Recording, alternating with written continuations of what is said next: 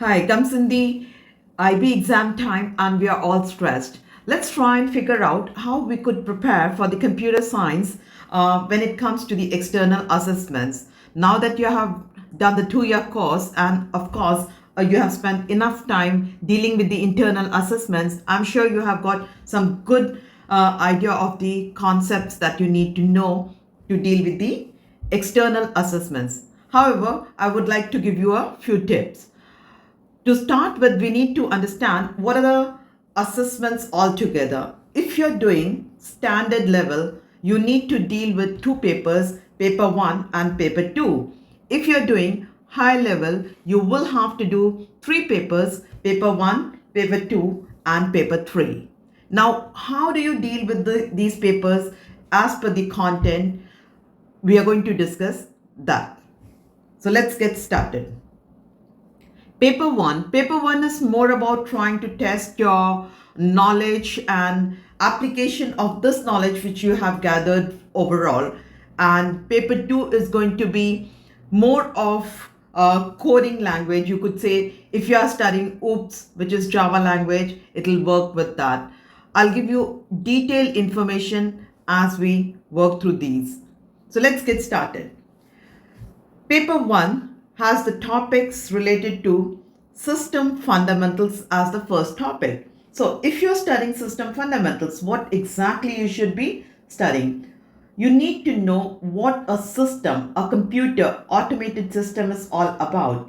In this, you should be focusing on the organization's interactions, if they are doing it on an international basis, what kind of issues can be arising, like compatibility issues, language differences, especially when systems or businesses are being merged. Another important thing that's accounted or used these days are comparing the implementation of system using client's hardware and trying to host the system remotely. This means you need to understand the benefits and drawbacks of software as a service. This is a very popular topic, and if you want to study this, you would use the example of Google, which is becoming very popular these days. While you're trying to understand the systems, you need to know what are the installation processes. Like you could put it together in parallel, pilot, direct changeover, phased conversion, and so on.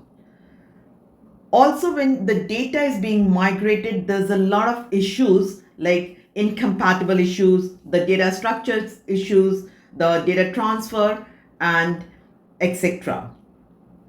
You need to focus on the types of testing when a system is implemented, which could include the user acceptance testing, debugging, beta testing, etc.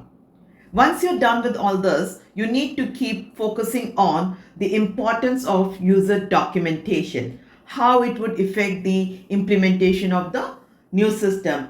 And related to that, you need to talk about how the documentations can be provided. I mean, the user documentations such as the help files, online support, and printed manuals, etc.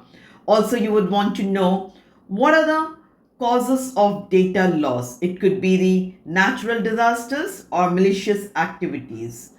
And then how these are going to affect a specific situation. You should also know what are the ways of preventing the data loss, something like taking backups and other offline storage, online storage, etc. Once you're done with all these things, you need to understand a little bit of social and ethical issues.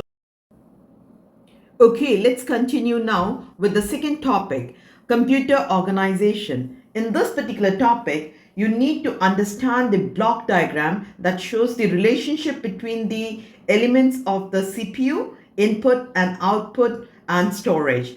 The memory address registers, MAR and MDR, also to be included. To continue, you should have some understanding of the RAM and ROM and their use in the primary memory. Getting to know about the cache memory is very helpful, and of course, the instruction cycle that talks about the data bus and address buses, very important in this case. In this topic of networks, it's important you get to know about the local area network, the virtual local area network, and wide area network. Also, the wireless local area network and the virtual private network are very important because generally you would be seeing the questions related on the VPN and the wireless area network.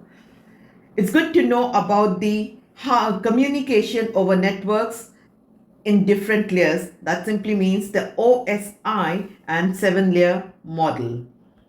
Other than that, you should know the importance of protocol and data packet. It's good to emphasize and learn the technical or the important language that needs to be used, because if the question are 1 or 2 marks, you should be able to use the perfect language.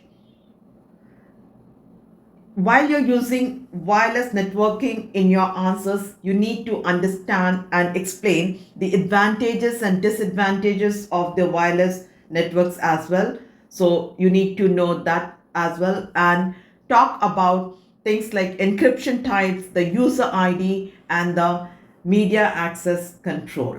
And that should help you to take over the networks topic.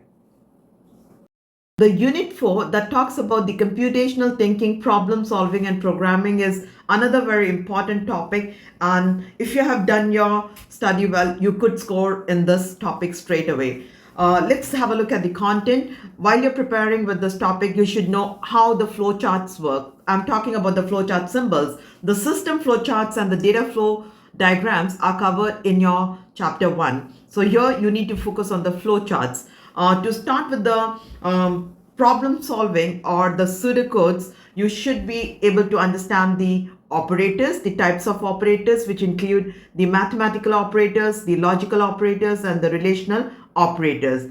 Next to it, you should know the 2 types of conditional operators, the if and the case. You should know what are the iteratives like the for loop, the while, and the do while. Once you understand these basics, you'll be able to do maximum piece of programming or pseudocode writing well enough to demonstrate your logic. Other than that, you should know a little bit of theory like what's a Gantt chart, what's congruent programming, etc.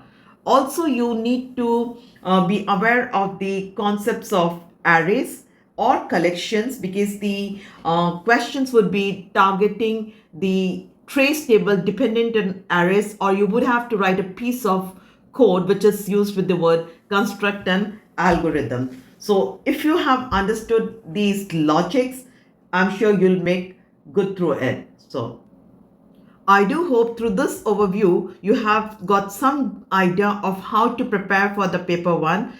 To continue, we'll discuss the paper in details in terms of what are the specific requirements in paper 1 as in section A and section B.